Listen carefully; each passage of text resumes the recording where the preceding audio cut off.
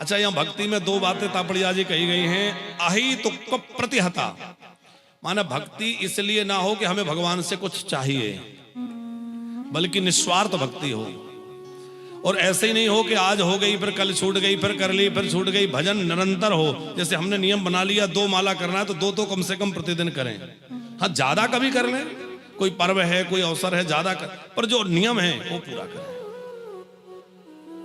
हम तो ये भी कहते हैं भगवान को केवल नियम में मत बांधो, भगवान को प्रेम में बांधो। साहब, भगवान प्रेम से रीझते हैं, उनके साथ प्रेम करें। अपने ठाकुर जी की पूजा करते हो ना, कभी कभी बिना किसी कारण के ऐसे ही सामने बैठ जाया करो। अपने जो सेव्य ठाकुर हैं उनके सामने बैठ जाओ और उनके निहारते रहो। तो जब बहुत देर तक आप उनको देखते रहोगे ना, तो आपको लगेगा कि आज मुस्कुरा रहे हैं, कभी आपको लगेगा कि रूठ रहे हैं, कभी आपको लगेगा कि कुछ मांग रहे हैं। पर ये तो तब होगा ना जब हम कुछ देर बिताएंगे समय।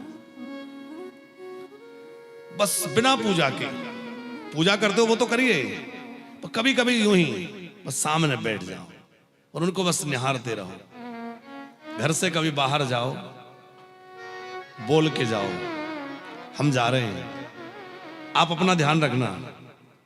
और जब भी घर में अंदर लौट के आओ तो सबसे पहले किससे मिलो? कोशिश करिए कि सबसे पहले अपने ठाकुर जी के पास जाइए, उनको जाके कहिए मैं आ गया, आप ठीक हैं, आपने कुछ खाया। ये मन की भावना है। एक सज्जन बोले करे उनको खिलाने की क्या आवश्यकता है, वो तो दुनिया को खिला रहे हैं। हमने कहा बिल्कुल ठीक कह रहे हैं आप, उसको खिलाने की कोई आवश्यकता नहीं है। पर यदि प्रेम कर रहे हो तो बच्चे की तरह प्रेम कर रहे हो, तो फिर उसी भाव से रखना पड़ेगा। बाबूजी तापड़िया जी गिरिराज जी में एक संत विराजते थे, और वो बल्लभ कुल के थे, पुष्टि मार्गी। वो अपने लाला की सेवा करते और खूब लाड़ लड़ाते। और इसी वर्तमान काल की माने कलयुग की घटना है, और ठाकुर जी उनके सामने प्रकट होकर लीला करते थे, खूब लाड़ लड़ाते। बुजुर्ग थे, वृद्ध शरीर था। एक बार ऐसा रहा कि ठंडियों का अवसर था, खूब कड़ाके की ठंडियां थी, और ठाकुर जी तो लीला करने वाले। जैसे ही बाबा शयन करा के गए और बाहर निकले तो लाला ने आवाज लगाई, बाबा थोड़ी ठंड लग रही है, कुछ और उड़ाओ ना। तो अब आपको पता है पुष्टि मार्ग में एक बार अपने ठाकुर जी की सेवा से बाहर आ जाएं तो फिर महल में जाना है, तो फिर से स्नान करना होगा, कपड़े धुले हुए पहनना होगा, सब बदलना होता है। वहाँ सेवा बड़ी नियम की है। बाबा ने स्नान किया, ठंडा पानी, रात का समय, ठंडी का मौसम, जाके दोबारा कंबल उड़ाई, बाहर आ गए। थोड़ी देर हुई सोने की तैयारी, फिर लाला ने आवाज लगाई, बाबा बाबा रजाई खसक गई, थोड़ा ठीक करो ना। बाबा को लगा आज इसको क्या हो गया। फिर ठंडे पानी में स्नान किया, फिर वस्त्र बदले, फिर अंदर गए, फिर सब ठीक ठाक किया। अब लाला आराम से सोना। हाँ हाँ बाबा। थोड़ी देर हुई और लाला ने फिर आवाज लगाई, बाबा देखो यहाँ एक बिल्ली बैठी है जो मुझे डरा रही है, आके इस बिल्ली को भगाओ। अब तो खींच गए बाबा थोड़े, और फिर स्नान किया, फिर अंदर आए और आके बिल्ली को भगाते हुए क्या बोले, क्यों रे कन्हैया, तो खो हिरण्याकश्यपु हिरण्याक्ष से डरना है लगो, रावण कुंभकर्ण से डरना है लगो, और छोटी सी बिल्ली से डर पा रहा हो कि अपने बाबा को सता रहा हो। इतना सुनते ही कन्हैया उठ के बैठ गए और बोले, सुनो बाबा, या तो मोको भगवान ही मान लो या अपनो लाला ही मान लो। यदि भगवान मानते हो तो मुझे फिर किसी बात का डर नहीं है, फिर तो मैं काल से भी नहीं डरता, सबको डराने वाला हूं। यदि मुझे अपना लाला मानते हो तो फिर तो मुझे भूख भी लगती है, प्यास भी लगती है, ठंडी भी लगती है, गर्मी भी लगती है, और मुझे बिल्ली से डर भी लगता है। फिर तो आपको सब व्यवस्था देखनी पड़ेगी। ये भाव का काम है साहब, भक्ति भाव से होती है, हृदय का भाव जुड़ जाए। सूत जी महाराज कह रहे हैं, अहेतु की भक्ति, बिना किसी प्रयोजन के, बिना किसी मांग के, बिना किसी डिमांड के, कोई मांग नहीं, बस वो हमारा है, हम उसके हैं। ऐसा प्रेम तो श्रीमद् भागवत के द्वारा प्राप्त हो सकता है। मैं तुम्हें भागवत की कथा सुनाता हूं। जब यह बात कही तो सोनक जी ने पूछा कि कस्मिन् युगे प्रवृत्तेयं स्थाने वा केन हेतुना कुतः संचोतः कृष्णा कृत्वान संहितां मुनि। यह वेद व्यास जी ने भागवत की रचना क्यों की, कब की, कैसे की, पूरी बात सुनाइए। तब भागवत की रचना किस प्रकार हुई वो कथा सूत जी महाराज सुना रहे हैं। द्वापरे शम्भु प्राप्ते तृतीये युग परे जाता पराशराद्योगी वासभ्यां कलया। वर्तमान चतुर्युगी का तीसरा योग माने द्वापर की समाप्ति के काल में पराशर ऋषि के यहां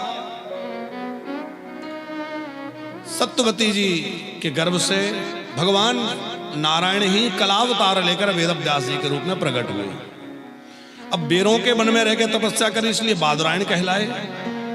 यमुना जी के कृष्ण द्वैपायन, यमुना जी के कृष्ण द्वीप में रहे, इसलिए द्वैपायन कहलाए। वेदों के विभाग और पुराणों की रचना करके उनका विस्तार किया, विस्तार करने से व्यास कहलाए। पराशर पुत्र होने से पाराशर्य कहलाए। इन्होंने इतिहास पुराणों की रचना की। 17 पुराण पहले लिखे और 18 पुराने, बेटा कंफ्यूज मत होना, 17 लिखे, 18वें की भूमिका बन रही है। वैसे 18 हैं, 17 लिख चुके थे। हाँ, कई बार कंफ्यूजन हो जाता है, महाराज जी कह रहे थे 17 लिखे, तो 17 पुराण लिख लिए। महाभारत की रचनाकार भी व्यास जी हैं। पुराणों के रचयिता, महाभारत के रचयिता और वेदों के विभाग करता व्यास जी हैं। पर मन में ऐसा लग रहा था कि अभी मेरा काम पूरा नहीं हुआ, कुछ कमी है, कुछ अधूरापन लग रहा था। तो बैठ के भगवत चिंतन करने लगे कि आखिर क्या कमी रह गई है। तो भगवत प्रेरणा से देवऋषि नारद जी पधारे तो आकर कहा, व्यास जी इस समय आप कुछ परेशान हैं, क्या बात है? पराशर्य महाभाग भवता कच्चिदात्मनः परितुष्यति शारीर आत्मा मानस सेवा। इस समय आपका मन कुछ उद्विग्न है, आप कुछ परेशान है, क्या बात है? व्यास जी ने कहा कि देखो, मैंने इतना कुछ लिखा पर मेरा मन अभी भी संतुष्ट नहीं है। नारद जी बोले, आपने ब्रह्म सूत्र से, भाष्य से, वेदांत की खूब चर्चा करी, वेद वेदांत की चर्चा बहुत करी, पर आपने भगवान के प्रेम की चर्चा नहीं करी। और जब तक भगवत प्रेम की चर्चा न गाई जाए तब तक आपका वो सब अधूरापन ही है। क्योंकि व्यक्ति भय के कारण अपराध ना करे। आपने और पुराणों में भय दिखाया है कि ये करोगे तो ये नरक मिलेगा, ये करोगे तो ये नरक मिलेगा, तो भय के कारण ना करे वो ठीक है, पर ऐसा कुछ करो जिससे लोगों का हृदय परिवर्तित हो जाए। ऐसा क्या करें? बोले भगवत चरित्र, कृष्ण चरित्र गाइए। क्योंकि कृष्ण की लीला, कृष्ण की कथा इतनी प्यारी है कि व्यक्ति का अंतःकरण ही परिवर्तित हो जाता है। एक बार जो उस लीला में निमग्न हो जाए उसका संसार छूट जाता है। अपने आप उसके अंदर से मलिनता, विकार नष्ट होने लगेंगे। देव ऋषि नारद ने कहा कि आप भगवत प्रेम से परिपूर्ण श्रीमद् भागवत की रचना करेंगे। तापड़िया जी, वो अन्य पुराणों में धर्म का उपदेश है, तो भागवत में परम धर्म की चर्चा है। इस रूप में आप समझ सकते हैं कि अन्य पुराणों में धर्म की व्याख्या है और भागवत में परम धर्म की व्याख्या है। अन्य पुराण मोक्ष प्राप्ति कराने वाले हैं, वो मुक्ति के दाता हैं, और भागवत भक्ति की देने वाली है। औरों से पुण्य मिलेगा और इससे प्रेम मिलेगा। भगवत प्रेम, भगवत भक्ति प्राप्त। नारद जी ने आप बीती सुनाई। वाल्मीक नारद घट जोनी, वाल्मीक नारद घट जोनी, निज निज मुख कही निज होनी, निज निज मुख कही निज हो। जल चर थल चर नभ चर नाना। जल चर थल चर नभ चर नाना। जल चर थल चर नभ चर नाना। जल चर थल चर नभ चर नाना। जे जड़ चेतन जीवो जहाना। जे जड़ जीव जमाना। सो जान हो सतसंग प्रभाव। सो जान सत्संग प्रभाव। लोक वेद नहाने को पाओ।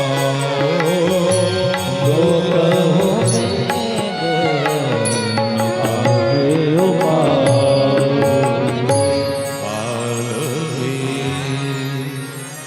नारद जी ने स्वयं अपने मुख से कहा कि भैया ये सब सत्संग से जलचर थलचर नभचर नाना। जे जड़ चेतन जीव जहाना। जितना जो कुछ भी है सबको सत्संग से ही गति मिलती है। नारद जी ने अपनी आप बीती सुनाई। क्या सुनाया? बोले देखो पिछले जन्म में एक दासी का पुत्र था। आप सब लोगों ने नारद जी के पूर्व जन्म का वृतांत सुना है ना? कितने लोगों ने सुना है? अच्छा, थोड़े लोगों ने सुना है। चलो सुना देते हैं। नारद जी पिछले जन्म में वो कह रहे हैं मैं एक दासी का पुत्र था।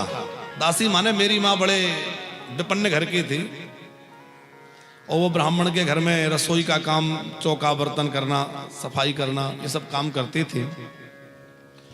पिताजी जो है वो घर छोड़ के सन्यास लेके चले गए थे तो माँ के पास अकेले रहते थे। अब जिन ब्राह्मण के घर में मेरी माँ सेवा करती थी उनके यहाँ कुछ संतों का आगमन हुआ। बरसात का समय आ रहा था तो चातुर्मास महात्मा लोग करते हैं। चातुर्मास समझते हो?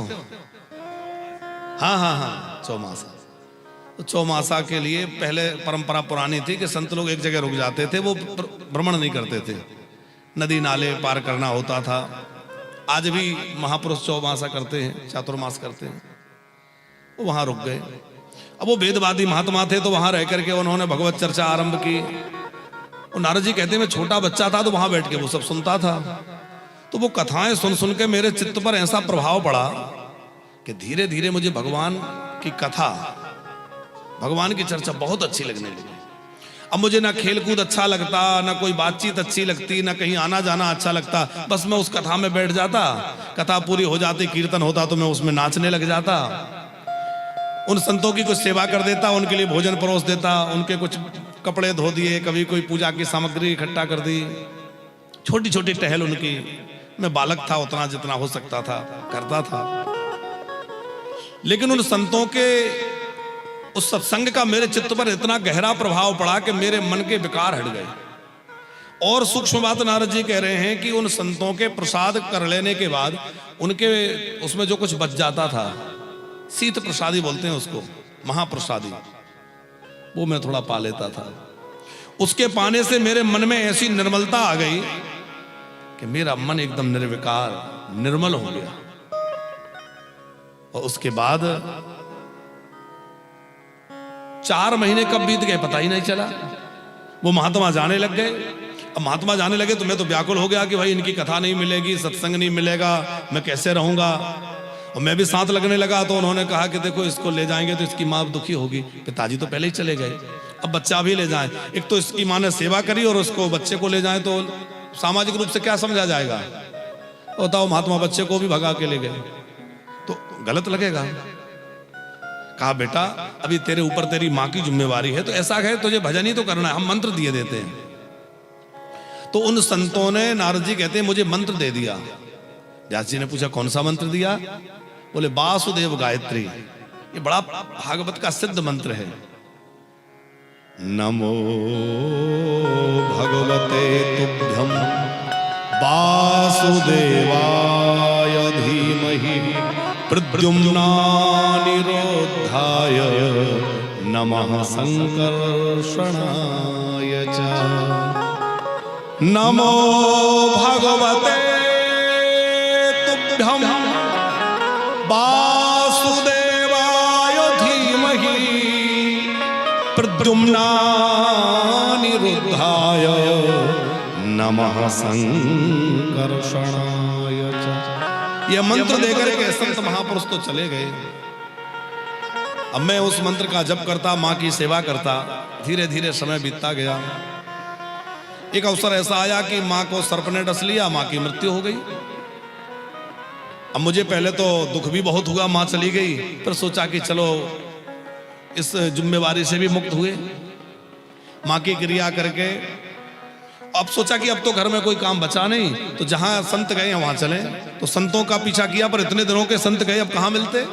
मैंने बहुत ढूंढा, पर संतों का कोई अता पता नहीं लगा।